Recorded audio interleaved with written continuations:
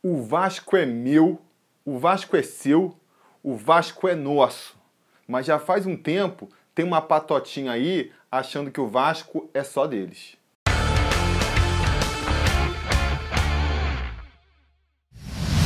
Fala, torcida vascaína, Felipe Tiru de volta na área, hoje para comentar aí a proposta de mudança do estatuto, né, que a comissão aí elaborou para ser apresentada no Conselho Deliberativo do Vasco, uma proposta que revoltou aí muitos vascaínos, porque vai de encontro ao desejo da torcida de um Vasco com eleições diretas, né? Um Vasco mais moderno, um Vasco alinhado com o século XXI, onde o sócio pode eleger de maneira direta o seu representante na administração do clube. É uma revolta totalmente justificada, a revolta é justificada, mas a surpresa não, né? Ninguém pode estar surpreso da comissão ter decidido aí por esse caminho de manter as eleições indiretas no clube. Porque estamos falando de uma administração, afinal de contas, que chegou ao poder graças à eleição indireta. Não custa lembrar mais uma vez que se já tivéssemos eleições diretas, o Campelo não seria hoje o presidente do nosso amado Clube de Regatas Vasco da Gama, não é mesmo? Então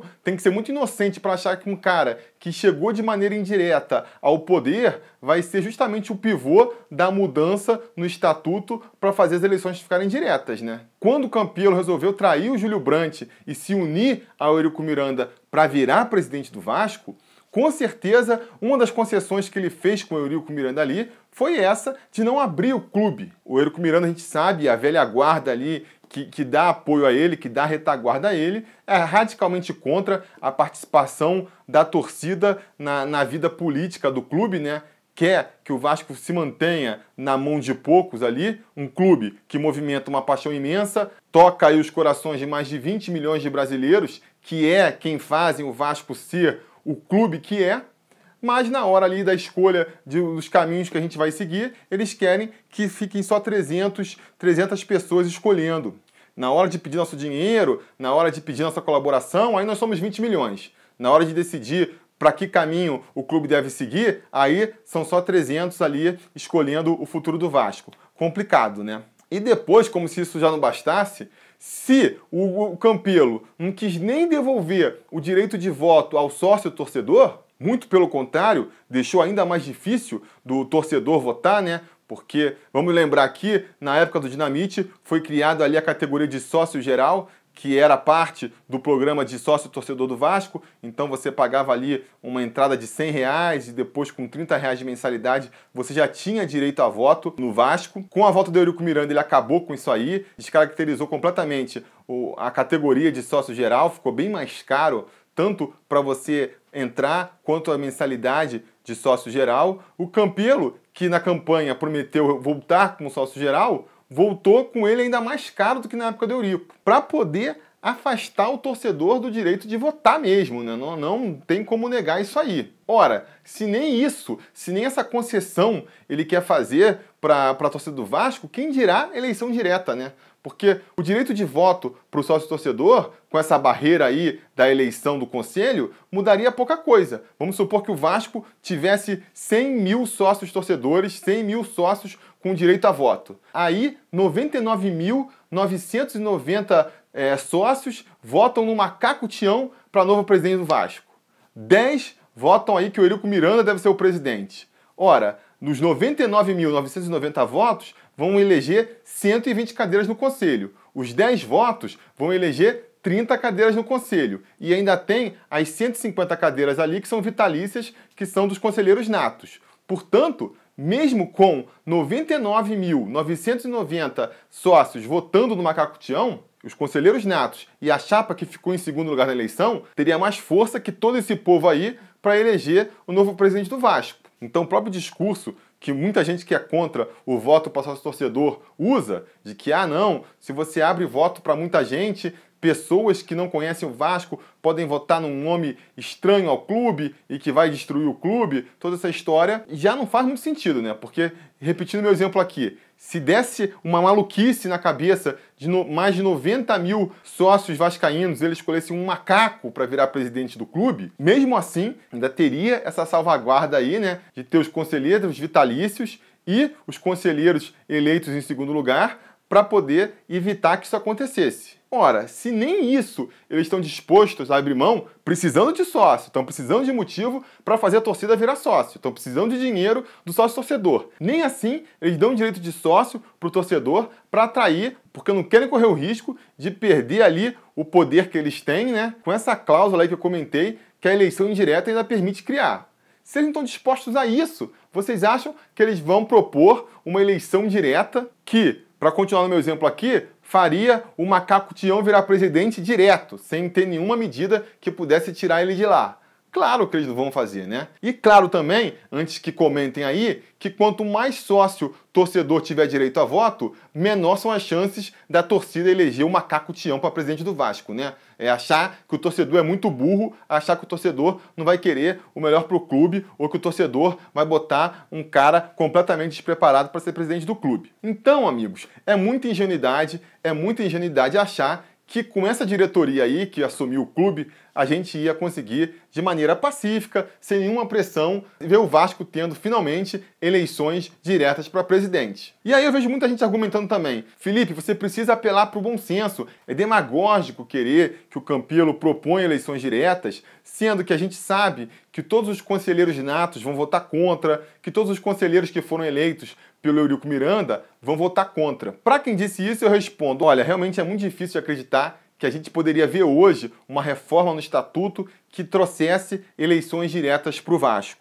Mesmo se o Júlio Brandt tivesse eleito presidente, né, o Júlio Brandt que levantava essa bandeira, fosse eleito presidente e fosse tentar passar essa mudança no Conselho, dificilmente ele teria êxito. Por quê? Porque para você fazer uma mudança no estatuto, você precisa que 2/3 dos conselheiros votem a favor da mudança. Ora, mesmo que toda a chapa vencedora, os 120 conselheiros da chapa vencedora votassem a favor da mudança, mesmo que os 30 conselheiros do segundo lugar, da chapa que ficou em segundo lugar, votassem na mudança, você ainda ia precisar que 30% mais ou menos dos conselheiros natos também resolvessem abrissem mão do seu poder e também votassem a favor da eleição direta. Então, realmente, a gente tem que admitir que seria algo muito complicado de se conseguir. Então, eu concordo que seria demagógico exigir que o Campelo conseguisse colocar eleições diretas no Vasco. Agora, não acho que seja demagógico a gente pedir que o Campelo, pelo menos, tente trazer as eleições diretas para o Vasco, né? Ele pode propor. Se a gente acha que isso é melhor para o Vasco,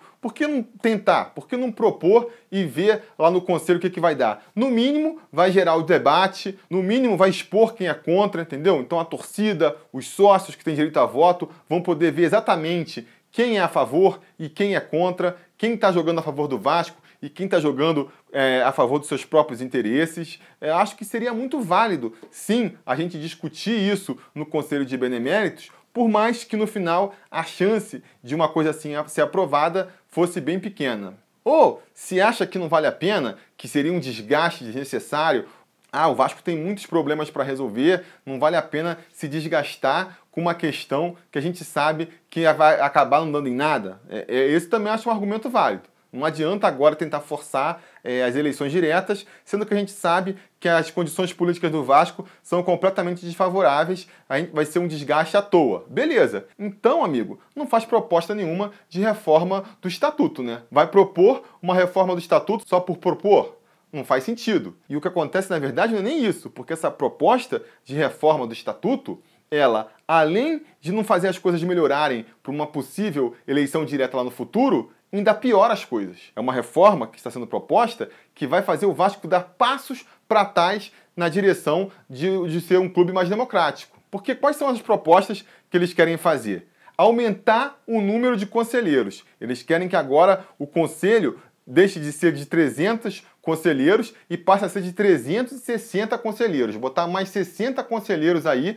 Para quê? Para fazer o quê? Tá pouco conselheiro no Vasco. O problema do Vasco é que a gente precisa de mais conselheiros, gente. O Vasco tá mal assim, não consegue disputar um título decente há não sei quantos anos, porque falta conselheiro no Vasco. Eu achei que era porque faltava centroavante. Eu achei que era porque faltava dinheiro, patrocinador, estrutura. Mas não, pelo visto, tá faltando conselheiro no Clube de Regatas Vasco da Gama. Então estão fazendo uma proposta para botar mais 60 conselheiros. no Conselho de Beneméritos aí. E olha só a novidade. Então, para manter aí o equilíbrio entre conselheiros eleitos e conselheiros natos, você botaria mais 30 conselheiros eleitos e mais 30 conselheiros natos. Tá pouco velhinho que virou conselheiro há 30 anos atrás e tá lá atravancando o clube até hoje. Temos que botar mais 30. Só isso, para mim, já seria motivo para barrar completamente essa reforma. Tudo que a gente não precisa agora é de mais conselheiro nato. Lembrando que os conselheiros natos são indicações do presidente, né? Então, o Campelo dá na telha dele lá, ele resolve botar o filho como conselheiro nato. A gente sabe que não vai ter nenhuma resistência dentro do clube, porque já tiveram outros presidentes que botaram filhos como conselheiro, e aí vai lá, bota lá o filho dele com seus 20 anos de idade, e pelos próximos 50, 60 anos, a gente vai ter um filho do Campelo como conselheiro do Vasco, atravancando, lá no ano de 2078, a gente vai ter o filho do Campelo, conselheiro nato, resolvendo votar contra ou a favor das coisas do Vasco. Então não faz nenhum sentido querer aumentar o número de conselheiros do Vasco. A única lógica que eu vejo para se tentar fazer isso é o quê? Aumentar um pouco a boquinha para aumentar a resistência a abrir o clube para todo mundo, né? O pensamento deve ser o seguinte, olha, a gente está sofrendo uma pressão aí para abrir o clube para toda a torcida, todo mundo vai poder eleger o presidente, o nosso conselho vai perder completamente a força e o propósito aqui. Qual é o jeito da gente evitar que isso aconteça? Ora, vamos chamar mais uma galera para ficar com a gente? Vamos chamar mais uma galera para ser conselheiro aqui? E aí vai ser mais gente lutando contra, falando que não, o melhor para o clube mesmo é ter esse conselho. Não, o torcedor não sabe votar. Não, porque abrir as eleições do clube é abrir o Vasco para aventureiros. Entendeu? É o esquema. Abre a boquinha, bota mais gente ali na boquinha e aí é mais gente lutando contra a democratização do clube. Esse parece ser o único sentido de querer aumentar o número de conselheiros do Vasco. E as mudanças, elas não param por aí não. Quer ver o que mais está sendo proposto? O sócio para votar vai precisar ter 2 anos de contribuição, ao contrário de um que é hoje. Hoje você se associa, 1 ano depois você já pode votar. Eles querem que somente para 2 anos. Eles querem que para alguém seja candidato a presidente, precise ter 10 anos de efetividade social, 35 anos de idade pelo menos, e pelo menos um exercício como membro do Conselho Deliberativo do clube. Se quiser ser eleito para outro cargo dentro do clube, que não seja presidente, vai precisar de pelo menos 8 anos de efetividade social. E no Conselho Fiscal também, eles querem aumentar ali, que hoje em dia são 3 membros do Conselho Fiscal, eles querem aumentar para 5. Quer dizer, querem aumentar a boquinha aí também no Conselho Fiscal. E essas outras mudanças que eu falei aqui são, novamente, mudanças para dificultar a renovação no Vasco, impondo cada vez mais barreiras, mais dificuldades para quem virar sócio votar, para quem já é sócio tentar um cargo no clube, para quem já tem um cargo no clube tentar ser presidente. Só dificuldade, nenhuma facilidade.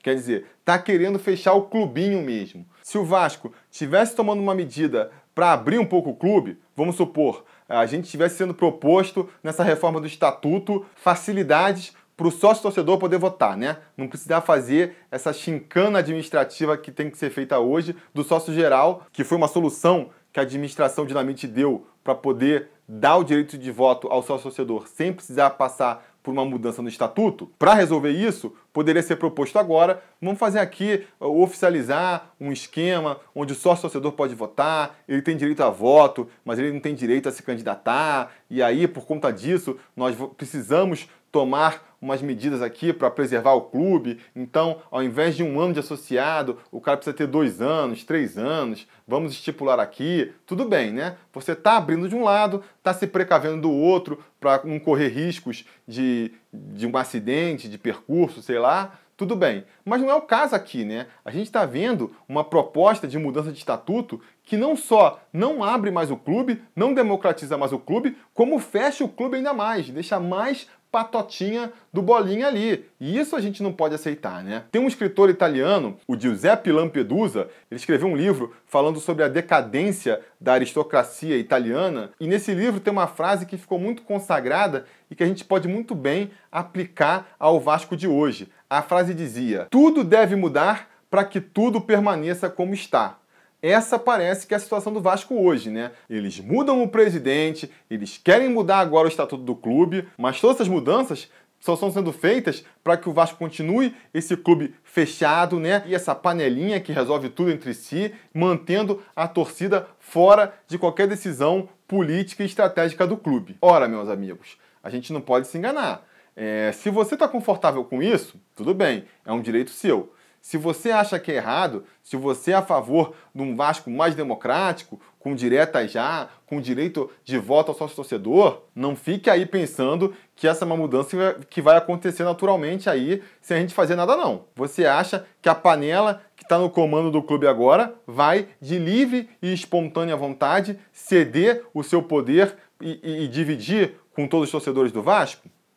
Claro que isso não vai acontecer, né? A gente tem que pressionar. Então, aquele discursinho poliana do as eleições já passaram, agora a gente tem que apoiar, né? Sempre que eu faço um vídeo mais crítico aqui à diretoria, vem pessoal nos comentários: você não é Vasco, porque o vascaíno tem que apoiar incondicionalmente. As eleições já passaram, agora a gente precisa apoiar o clube. Eu não concordo nem um pouco com esse tipo de discurso, e a cada manobra dessas aí que a gente vê, reforço mais a minha ideia de que não, a gente não tem que apoiar. Se a gente está vendo o clube fazendo alguma coisa errada, se a gente está vendo que a administração está indo para o caminho que a gente não quer ver o nosso clube indo, a gente tem que protestar. E a gente tem que protestar das maneiras que nos cabe, que não são muitas. Infelizmente, a gente, quanto torcida, no Vasco, tem muito pouco poder. A gente precisa de muito esforço, sabe? Muito esforço coletivo, muita gritaria para conseguir fazer o clube mudar um pouquinho. Sem isso, a gente não vai conseguir.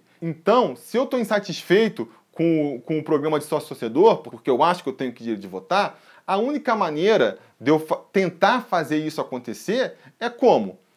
Reclamando aqui na internet, protestando nos estádios e onde mais eu achar que for conveniente, e principalmente não aderindo ao plano de sócio-torcedor. Quais as chances do plano de sócio-torcedor ser um sucesso, o Vasco chega aí a 100 mil, 200 mil sócios-torcedores sem ter direito a voto? Para quê que alguém lá na administração vai dar direito de voto pra gente? Do mesmo jeito, se a gente esquece tudo que o Campelo fez, a trairagem que ele fez às tradições do clube para chegar ao poder, todas as manifestações deles afastando o clube do caminho democrático que a gente quer ver, com eleições diretas, com os sócios tendo mais facilidade para votar, como é que a gente vai conseguir fazer isso sem protestar, sem deixar clara a nossa insatisfação?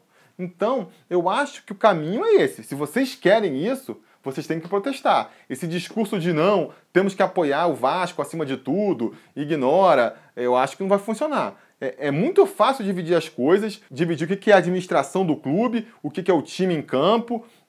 Já falei isso aqui outras vezes. Se você começar a falar que o Campelo é traidor, se você começar a falar que é direta já, o time em campo não vai se abalar. O Paulão não vai ficar abalado porque a torcida está gritando direta já, o vascaíno quer votar. Mas, de repente, parece que a torcida tem muito mais facilidade em vaiar justamente o Paulão, vaiar o Evander, vaiar quem quer que seja em campo. Parece que tem muito mais facilidade em fazer isso do que vaiar o presidente, que está fazendo um monte de besteira, que, em última análise, é quem botou todos esses jogadores que vocês estão insatisfeitos aí para jogar com a camisa do nosso clube. Então, assim, eu não quero falar aqui o que cada um deve fazer, sou contra esse discurso de, não, o vascaíno de verdade faz aquilo, o vascaíno de verdade faz isso. Eu acho que cada um pode ser vascaíno exercendo a sua vascainidade do jeito que achar melhor, do jeito que melhor lhe convir. Agora, o que eu acho é o seguinte: se você quer eleições diretas, se você quer ter mais poder para ajudar a escolher o próximo presidente do Vasco, os próximos daqui para frente, eu acho que você devia expor isso com mais clareza, quando vai aos jogos, na internet, onde quer que seja. Porque se fazendo tudo isso já é capaz deles não ouvirem a gente, quem dirá sem fazer nada, entendeu? Então, eu quero deixar aqui o meu apoio a todas as campanhas que estão surgindo online aí, exigindo diretas já no Vasco, vídeos, hashtags, memes. Eu acho que tem que fazer mesmo. É muito difícil de acontecer. Se a gente não pressionar, fica impossível. Com a gente pressionando é difícil? É difícil. Se a gente pressionar, fica impossível. A gente vai ficar nessa situação aí até a gente morrer. O Vasco ainda vai estar com eleições indiretas. E eu acho que a gente tem que ir além ainda, né? Nos estádios, nos jogos, tem que protestar, tem que botar faixa lá, queremos direta já, tem que inventar musiquinha pedindo direta já. criticando o Campelo mesmo, sabe? Se não, gente, repito, se vocês querem ver o Vasco diferente, ver o Vasco mais democrático, com eleições diretas, tem que cobrar. Eu não sei se com protesto, com cobrança, a gente consegue. Agora eu tenho uma certeza, sem fazer nem isso, aí é que a gente não vai conseguir mesmo. Beleza, galera? Esse era a minha opinião aí sobre essa mudança no estatuto, o meu protesto. Realmente, eu fico tão revoltado quanto todos vocês. Eu acho que a gente tem que reclamar, tem que botar a boca no trombone sim. Não acha esse discurso de passar na cabeça, não, ele agora é o presidente do Vasco, temos que apoiar, independente do que ele fizer. Eu sou totalmente contra. Se ele está fazendo besteira, ele tem que ser criticado, ele tem que ser vaiado e ele tem que ser pressionado para fazer a coisa certa, né? Eu estou falando de Campelo, eu estou falando de Roberto Monteiro, eu estou falando dos 300 conselheiros que estão lá, tanto os natos quanto os eleitos. Essa galera toda tem que sentir a pressão da torcida para ver o que a gente quer. Afinal de contas, o Vasco da Gama só é o que é por causa da torcida. O Vasco, depois de tantas administrações desastrosas que teve aí, só não virou um América da vida e só não vai virar nunca um América da vida porque tem uma das maiores torcidas do Brasil. No dia que perder a torcida, aí automaticamente vai virar um clubinho pequeno porque administrativamente se comporta como se fosse um. Então, a primeira personalidade, a primeira força do clube que tem que ser ouvida é a torcida. Talvez, se a gente tivesse nossa voz ouvida há mais tempo, não tivéssemos na situação que estamos agora. Beleza? Mobilização, vamos para a luta aí, vamos fazer o Vasco mais democrático, vamos fazer o pessoal que está lá dentro ouvir a nossa voz mais do que nunca, isso se faz necessário. A gente vai se falando.